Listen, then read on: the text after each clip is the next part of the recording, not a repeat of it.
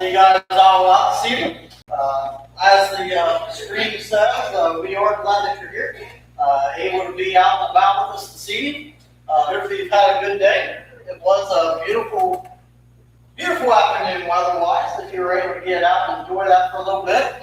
I know a few of us got to sit on a recliner. I won't name names, but got to sit on a recliner and take a little nap maybe. Enjoy the Sunday afternoon, I guess, in the AC, I guess. This evening, we are, first before I get there, Lucas, I like your singing. I appreciate that. I love hearing the little ones. Bert just yelling out.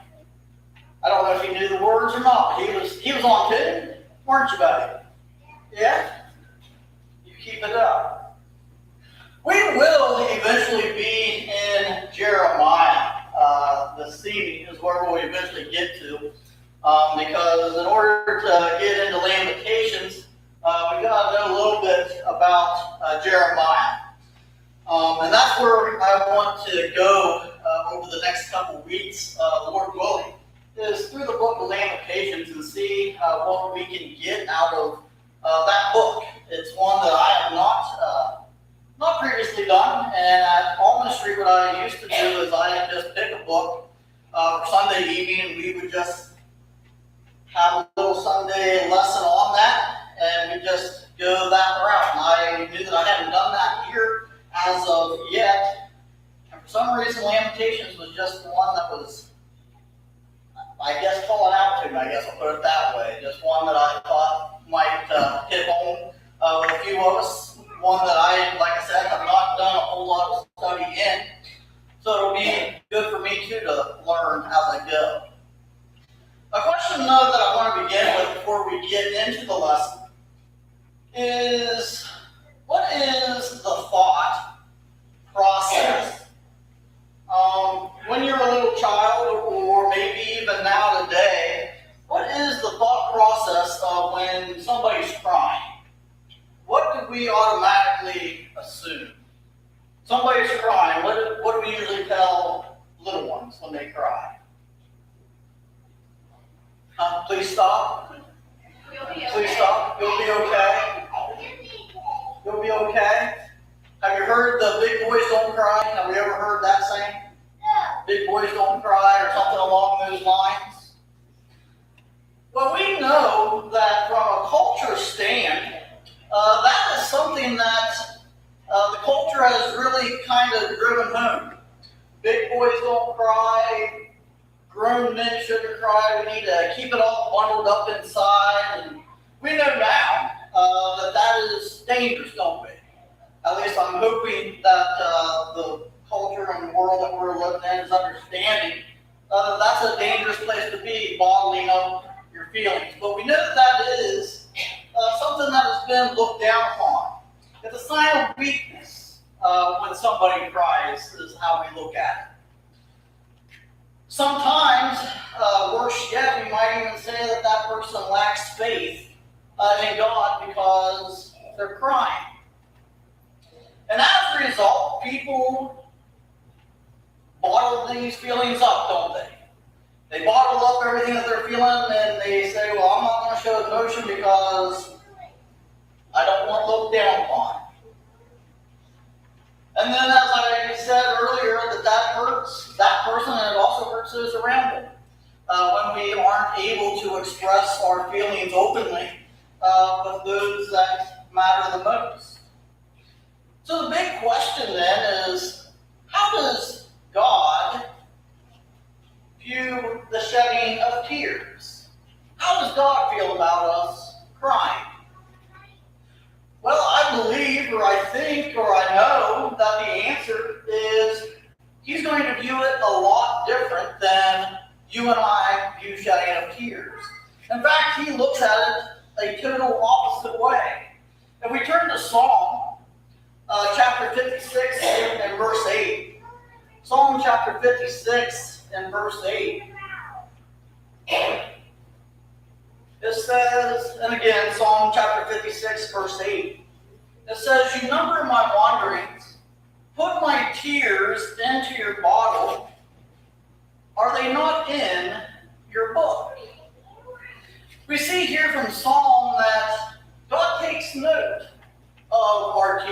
and he remembers our tears. In the book of John, it records in his gospel the account where Jesus was bitterly weeping over a lost friend, over Lazarus' graveside. And we learn in that account where the people that witnessed Jesus crying didn't see him as weak. They looked at him as he has lost a close friend, someone that was mournful. And throughout scriptures, we're going to see this type of shedding tears over and over. We find many examples of people expressing their sorrow before others and God through the shedding of tears. And if we know anything about Jeremiah, what's Jeremiah known as? The weeping prophet, isn't he? That's how we know Jeremiah. Jeremiah went as far as recording his sorrows in a book that we now know as Lamentations. The majority of people believe that Jeremiah was the writer of Lamentations anyway. It does not explicitly say who wrote, but most people agree that he is the author of Lamentations. And that's where we're going to go this evening, where we're going to spend a little bit of time. The series of Lamentations is going to focus on the portrait of human pain that Jeremiah paints throughout this book. But before we begin our journey in Lamentations, like I said, it helps for us to understand some context. Who was Jeremiah? Where was he living historically? Those types of things. And we need to get acquainted with the prophet Jeremiah before we can dive in to his book.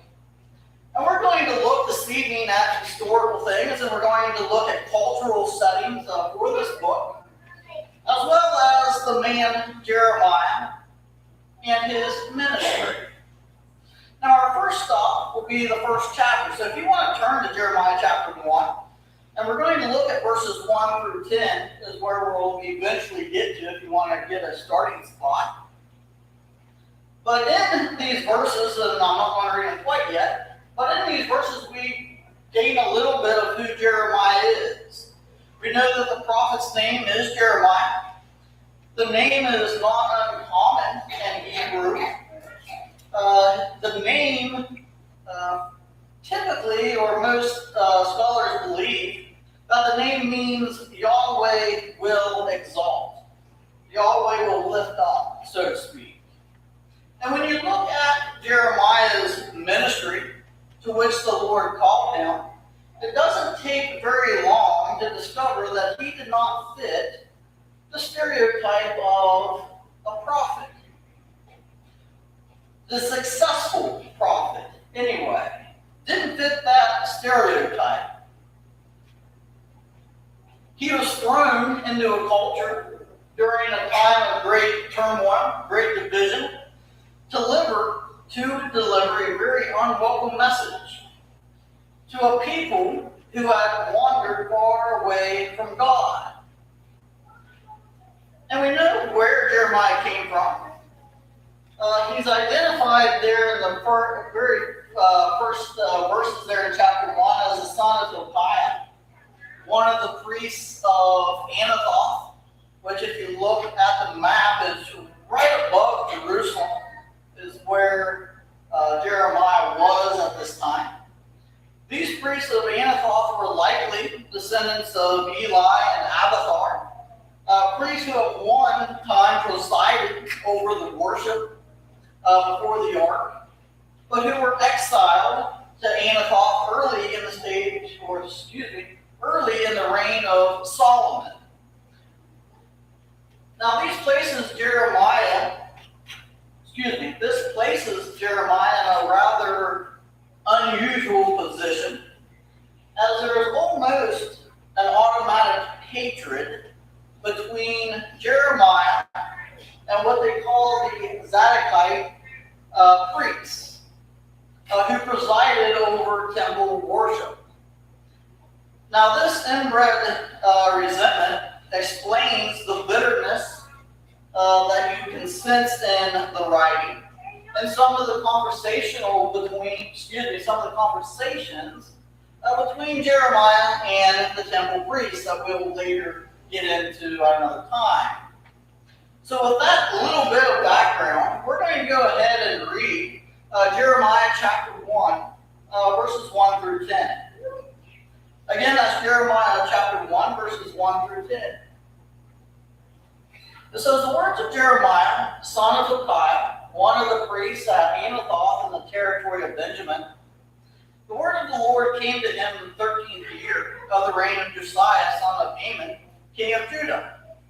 And through the reign of Jehoiakim, son of Josiah, king of Judah, down to the 5th month of the 11th year of Zedekiah, son of Josiah, king of Judah, when the people of Jerusalem went into exile. The word of the Lord came to me, saying, before I formed you in the womb, I knew you. Before you were born, I set you apart. I appointed you as a prophet to the nations. Alas, sovereign Lord, I said, I do not know how to speak. I am too young. But the Lord said to me, do not say, I am too young. You must go to everyone I send you to and say whatever I command. Do not be afraid of them, for I am with you, and I will rescue you, declares the Lord. Then the Lord reached out his hand and touched my mouth and said to me, I have put my words in your mouth. See, today I appoint you over nations and kingdoms to uproot and tear down, to destroy and overthrow, to build and to plant. Now the bottom line is that Jeremiah was a priest by birth, but he was a prophet by divine calling. Now to put this all in perspective, we need to do a little history, a short history, I'll keep it short, history lesson about the nation of Israel. So let's go ahead and look at where Israel is.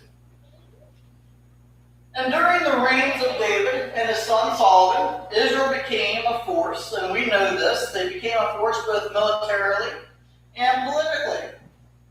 But then after the death of Solomon, there was turmoil.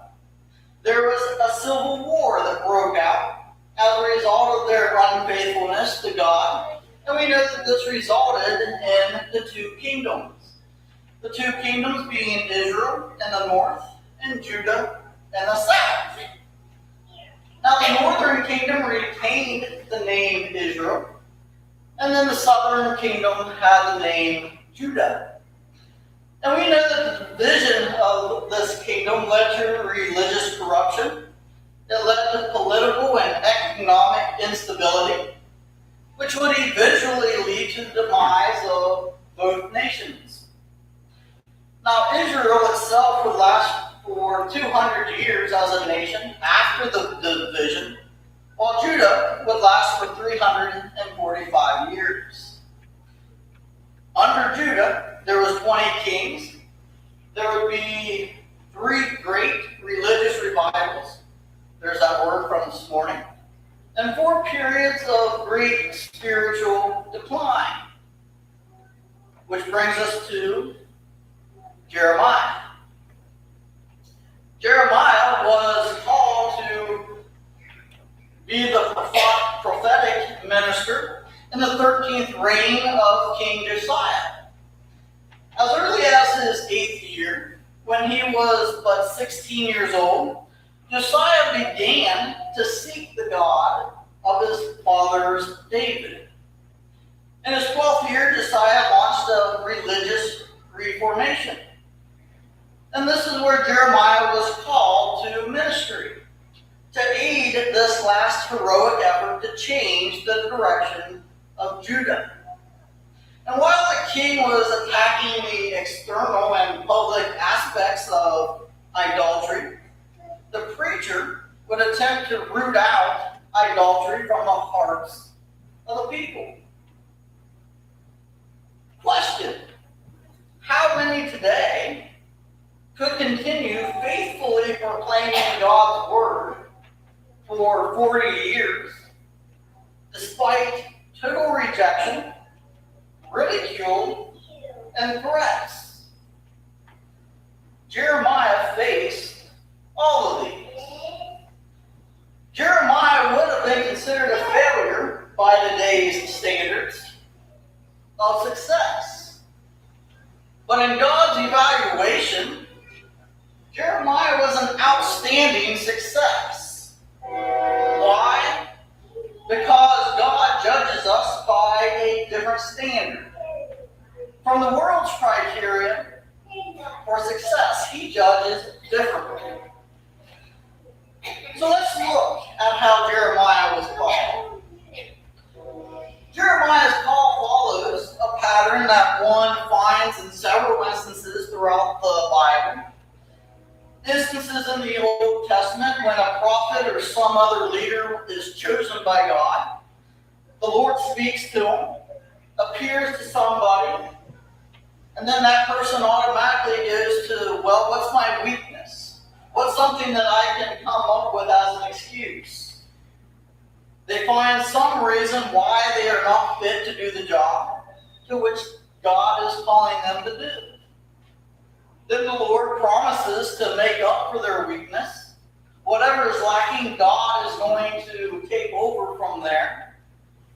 And he's going to help them through this circumstance, through this situation. And then lastly, you have the person accepting the task and is given their first assignment. And this sequence of events is no different, like I said, from other people that God called. It demonstrates the person's humility. The person recognizes that on his own they can't do anything. They know that there's a weakness that they have, but they know that with God's help, with God saying, I'm going to help you, they're going to be all right. They're going to go through what God is calling them to do. And then we have a series of divine affirmations in Jeremiah's book here. In verse 5, we look at Jeremiah chapter 1, verse 5. One divine affirmation is that God goes ahead and he says, before I formed you in the womb, I knew you. Before you were born, I set you apart. I appointed you as a prophet to the nations. God, who had formed him in his mother's womb, God already knew that he was going to be a unique person. He knew that he was going to be endowed with attributes to accomplish what no other man would be able to do. It says God knew him, recognized his strengths and his weaknesses, yet chose him anyway. God consecrated him and set him apart from all others to fulfill a specific mission. And these series of divine affirmations impress upon Jeremiah's mind the fact that he and he alone was going to have to be the one to tell the message of what God is wanting him to tell the people of Israel. What God was wanting him to tell God's people. Jeremiah had been appointed a prophet, an official ambassador of God who spoke in his name and by his authority. Jeremiah, struck with terror nonetheless over the magnitude of the task, went right to his, well, I'm too young to do this. I can't go out and tell this message of destroying things and coming to an end. I can't go out there and go with that message. He pled his youth and experience. But what does God say?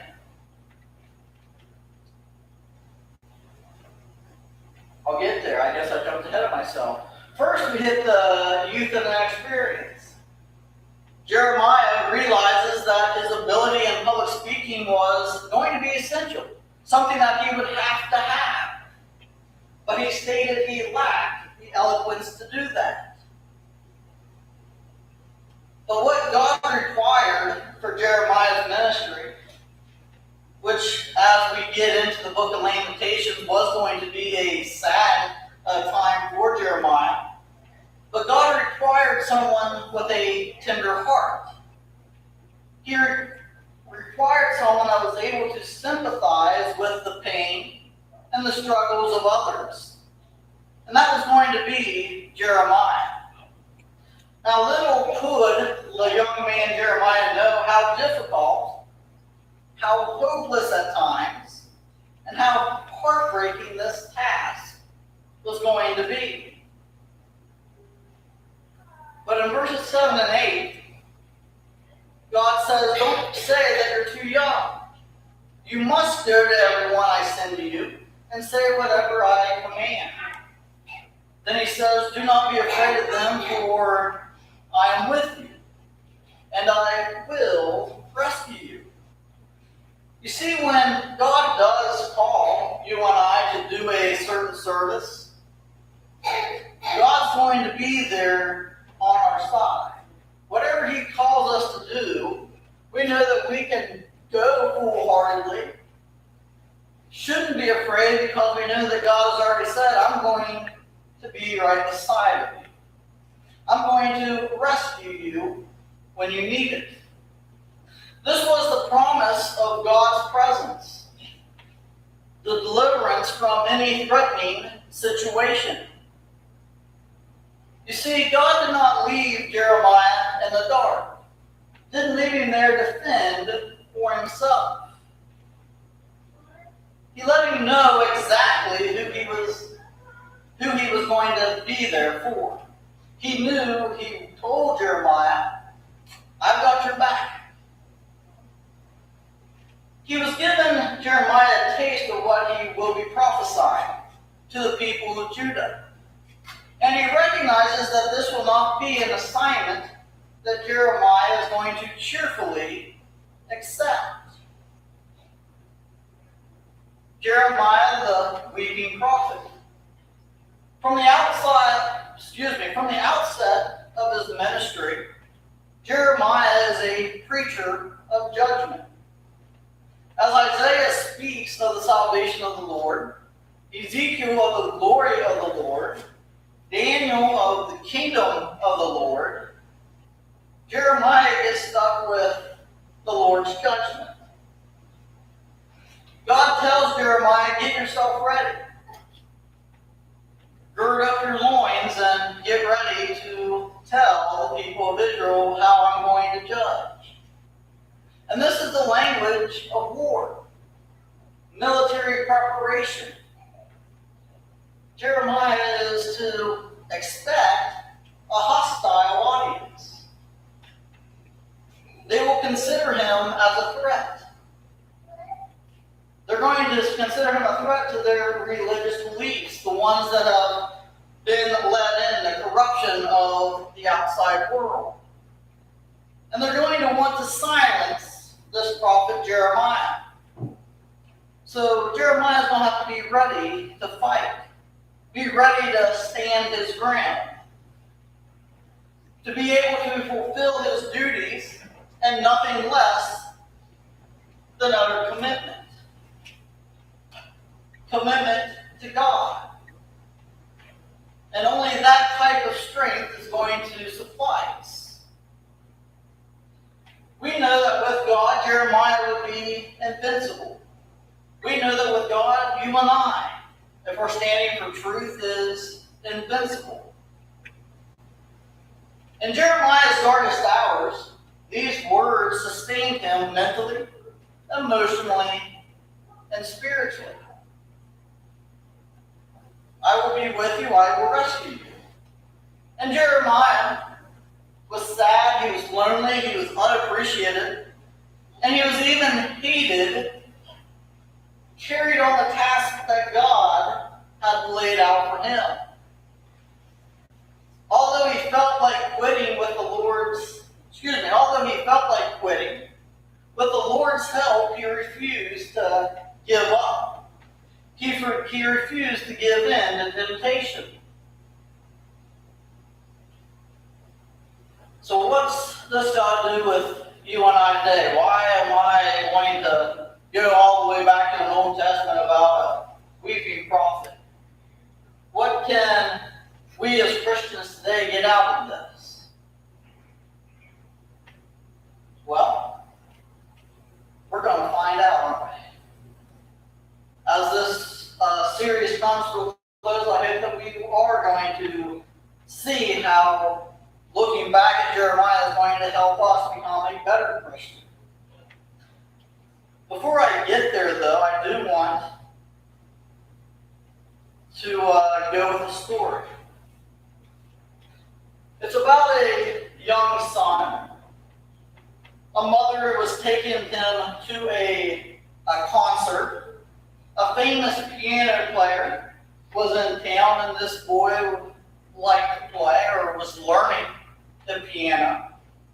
And after they were seated in the concert, the mother spotted a friend in the audience and walked down the aisle to greet her. Now, seizing the opportunity, the young boy, knowing that the mom wasn't paying attention, went to explore the concert hall. And the little boy found a door that said no admittance and decided to walk on through. When the house lights dimmed and the concert was to begin, the mother returned to her seat and discovered that her son was missing. Suddenly, the curtains opened up, they parted, and the spotlight focused on this impressive piano with a little boy sitting at the piano, just playing Twinkle, Twinkle, Little Star. At that moment, the great piano player made his entrance, quickly moved to the piano and whispered to the boy, "Keep playing. Don't quit." And then leaning over, the pianist reached down with his left hand, and the two started to play together. Soon his right arm reached around to the other side of the child and played a musical line of the pianist.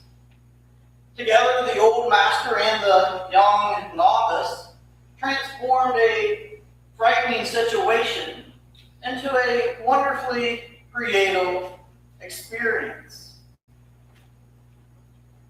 But what does that have to do with Jeremiah? What was Jeremiah's first excuse? He was too young? Is that what the excuse he gave was? What did God say that he would do? He'd be with him and rescue him. Just like the pianist came right around and rescued the little boy. Tonight, what I want us to focus on is we can't allow excuses or weaknesses to draw us from doing the work of God.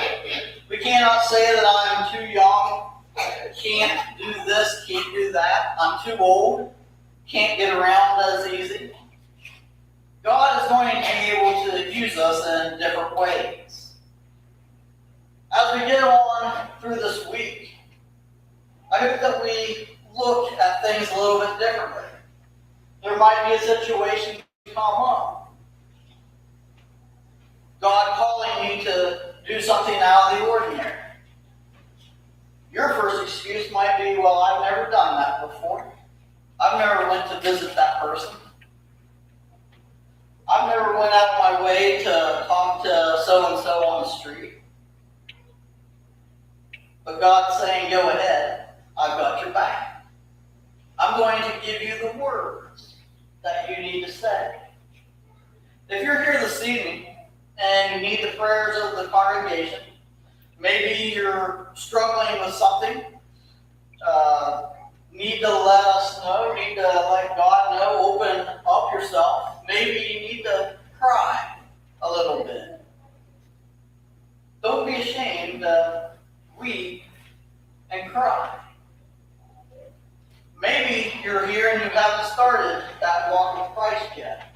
You haven't put on the water. You haven't been into the waters of baptism. I'll get it right. And you need to do so before it's eternally too late. You have the opportunity, as we stand,